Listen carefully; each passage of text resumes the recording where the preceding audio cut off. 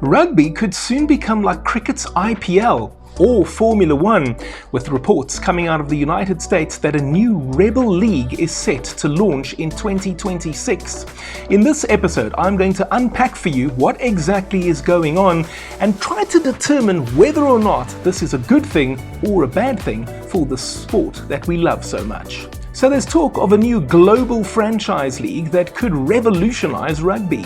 It is scheduled to launch in 2026, and they claim they've already signed 20 star players, and in total they're trying to get 280 of the top men's players to sign up, and they also want some of the very best women's players to sign up as well, so that they can have men's and women's franchises. They've taken their inspiration from the IPL, Indian Premier League, and Formula One. The idea being that every week you'll have a series of rugby matches in a different city.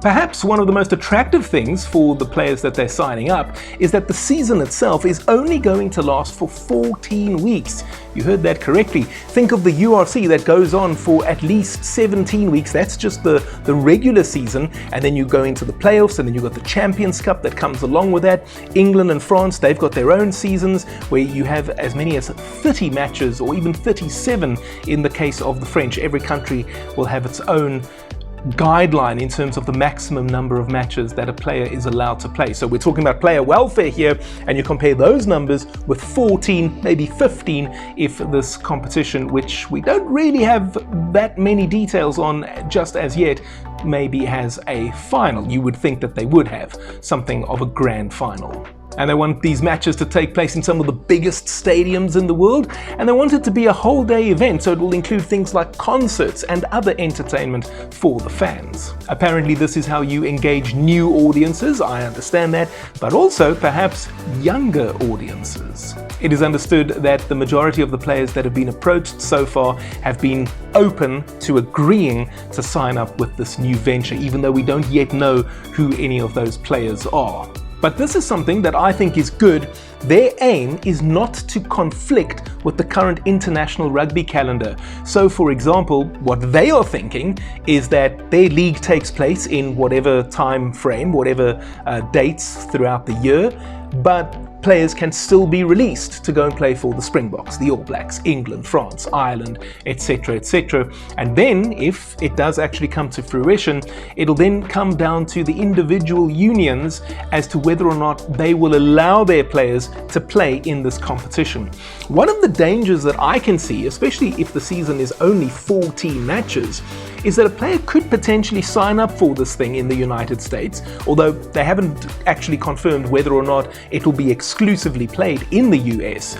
But you sign up for this thing, you play your 14 games, and then you could potentially go and sign up and play half the season maybe in Japan, maybe in South Africa, etc., etc. And the danger that I see there is that now rugby players, and this is where that IPL element comes into it, because we see that in cricket, don't you? A player could play for a franchise in the Indian Premier League for 2 months. Then he goes and he plays for a franchise maybe in Australia, maybe in England, South Africa, the West Indies, and you just become this traveling freelance cricketer. Now, it has already impacted the international calendar. South Africa, for example, have been unable to field players in certain matches because their players were tied up to play in a T20 franchise competition. These guys have indicated that they are not looking to try to do that, not yet anyway. So in that sense, this is a positive thing. And perhaps this is also the most radical thing we've seen since rugby turned professional back in 1995. At that stage, there was this tug-of-war between Kerry Packer and Rupert Murdoch. Now, pretty much the only thing these two men have in common is that they are both Australian businessmen and media tycoons, although Murdoch, as far as I am aware, actually renounced his Australian citizenship to become an American citizen. I don't think that he was able to maintain both. That's the way I understand it. But the reason he became a US citizen, wait for it if you don't know this already, was because at the time, and it may still be the law, I'm not 100% certain, non-US citizens were not allowed to own media companies in the United States, or at least not in terms of a majority stake. So Murdoch just renounced his Aussie citizenship and became a US citizen, because that's what you do in business, don't you? Nevertheless, Kerry Packer, back in 1995, envisaged something like a traveling rugby circus.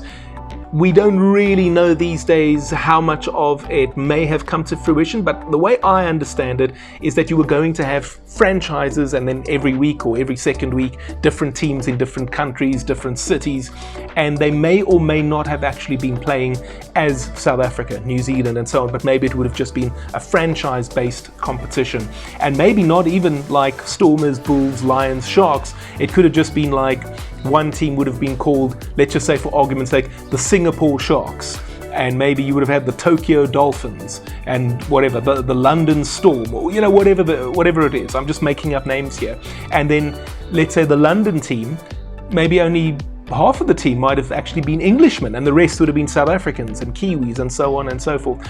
It never happened, so we don't really know. And one of the reasons it never happened is because Louis Late convinced the New Zealanders and the Australians at the time to go with Murdoch, and that's actually where the Tri-Nations came from, because that was the big idea at that stage.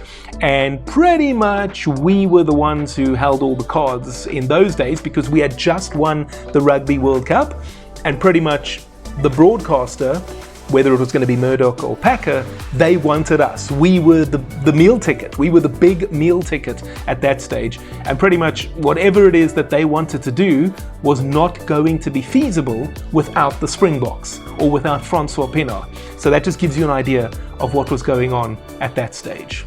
So maybe, as it turns out, we have a little bit of a crisis for the new World Rugby chairman, Brett Robinson. The timing of this announcement is very, very interesting.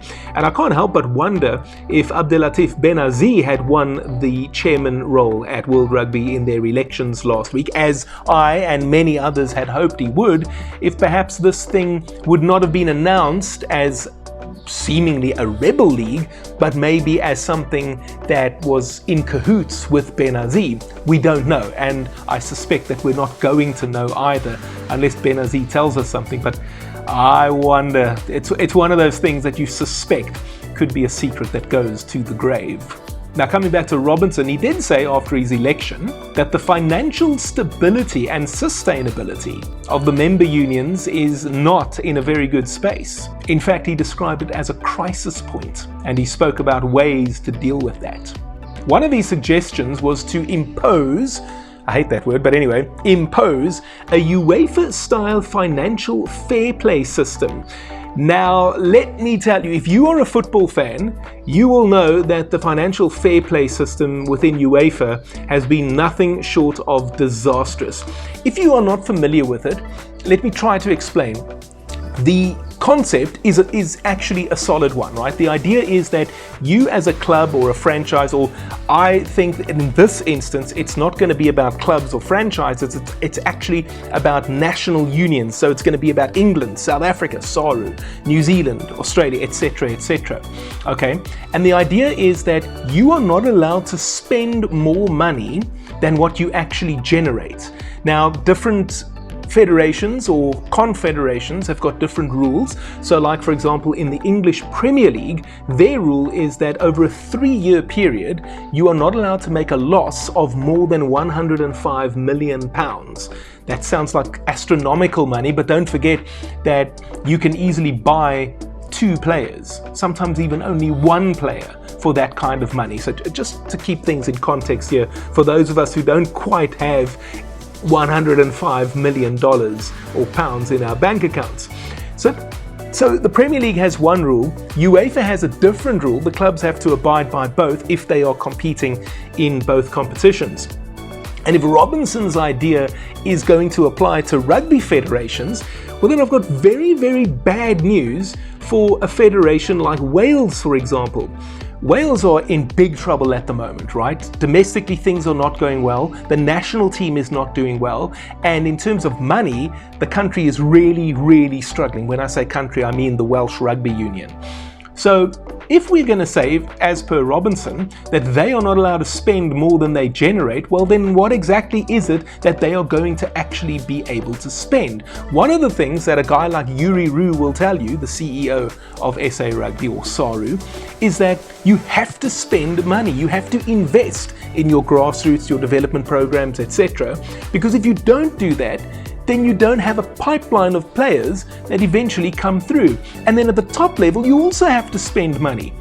This is not just for the obvious things, but you're thinking about match days. Yes, they generate income, but you need all sorts of other things as well. Like a player might need a meal, for example. Yes, I know that that's a small expense, but these are all the little things that start adding up. And at the moment, England and France are most likely to be able to get away with it, if you know what I mean. Whereas Wales, they can't get away with it. Italy can't get. Fiji, they got no hope. So a financial fair play model is something, and we've seen it in football, what it actually does is it just protects the richest teams, or the teams that have already got money. So South Africa will be protected. So in that sense, we shouldn't complain. But Fiji, well, they've got no hope. They've got a snowball's chance in a very hot place of advancing, or of being able to advance to the next level. Georgia, what hope have they got? Uruguay, how are they going to be able to get better if Brett Robinson doesn't want to allow them to spend more money than what they're currently generating? And yes, you obviously have to balance things, I understand that. But let's say that a rich Uruguayan businessman in Montevideo decides that he wants to pour money into Uruguayan rugby. Brett Robinson is going to turn around and tell them, no, you can't do that because the money's coming from outside of rugby. It's a load of nonsense. It's total nonsense. And that's where Robinson appears to be heading. I hope he doesn't head that way, but now you can see that if that is indeed where Robinson wants to take rugby, players from countries like Fiji, Uruguay, Georgia, Italy, Wales, why will they hang around if they can just hop on board the US gravy train that we're talking about here, this new rebel league? The attitude will be, I'll just go play there. And then if you're going to be stubborn like the Welsh Rugby Union and say, well, if you play your rugby outside of Wales, we won't select you for the national team, well, then you can see a scenario where it won't take very long before Wales just virtually disappear. Nobody wants to see that. Wales is a proud rugby nation. We don't want to see them disappear off the map. Now, I'm not saying that this is what is going to happen, but these little plans that World Rugby and Brett Robinson have in place and are proposing, and you factor in this new Rebel League, it leads in that direction, and I don't like it one bit. Now, this new franchise league is actually being presented as an opportunity to build a new commercial model for professional rugby. So in that sense, it's very interesting. Let's see what it's all about, I would say. It could provide better wages for the players. That's a good thing. It could also allow money to flow down the pyramid and encourage the kind of innovation that you see in the NFL, for example. World Rugby don't like things like that, let's be honest. Those players have already expressed an interest, are thought to be attracted by the shorter season. Of course they would be. Why play 30 games if you can play 14 or 15? But also the player welfare benefits that come with it. By the way, the early reported salaries, are you ready for this? 14 million rand per annum. That's not bad money if you can get it. So what do you think? Do you think this new Rebel League is a good idea? Do you think World Rugby are in a bit of a pickle here in terms of what to do with it? Do you think they should embrace it? Let me know what your thoughts are in the comment section down below. And if you've enjoyed this video and you'd like to support me, you can head on over to my Patreon page and sign up as a patron. Why would I like you to do that? Because I want to go to the Rugby World Cup in 2027 and provide you with daily coverage from down under. But I'm going to need a little bit of funding to make it happen. If you sign up as a patron, it starts from as little as $5 per month, and there's all kinds of fun benefits that come with it. I will put the description or the link in the description area below, and I'd be very, very grateful for your support. You can also, in the meantime, hit the like button or crock roll the like button if you've enjoyed this content, and you can also subscribe to the channel if you haven't already done so. And since we're talking about the United States, two South Africans who have influenced rugby on that side quite substantially in the last few years, I would say, would be Andre Snyman. I did an exclusive interview with the former Springbok centre over here. He also played wing a little bit, but he was more of a centre. You can watch that, it's on your screen right now. And the other one is Coach Heineke Meyer, who was very successful with the Houston Sabercats. I did an exclusive interview with Heineke. It's on your screen over here, and I look forward to your company in the next video.